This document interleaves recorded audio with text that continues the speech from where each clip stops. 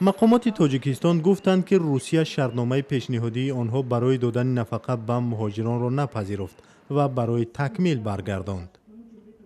جانب مسکو ادعا کرده است که بندهای این شرطنامه با قانونهای روسیه مخالفت دارند و باید اصلاح شوند.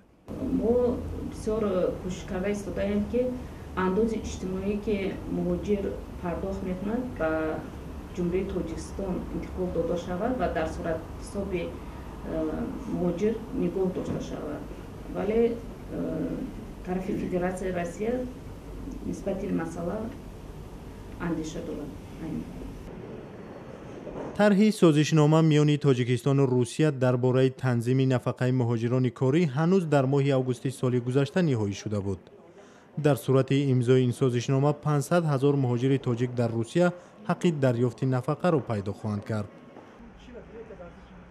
رحمان المصف کارشناس مسائل مهاجرت میگوید تاجیکستان باید شرط روسیه را در مورد انتقال ندادن مبلغ نفقه مهاجران فرق ندارد. حاضر برای مهاجران ما بهتر که در همونجا ماند. برای چی؟ اگر وای پول رو از اونجا با اینجا انتقال کنند باز فایز میبرود. قریب 1.5-2% باز میبرود. چون که حاضر بسیار مهاجر موجب اولادش همونجا ماندگی، فرزندش، کودکش همونجا ماندگی. شاید همونجا بماند، شاید همونجا گیرد. اگر که مثلا روسیه راضی نباشد که همون پول اینجا بیاد، بگذار همونجا ایستاد.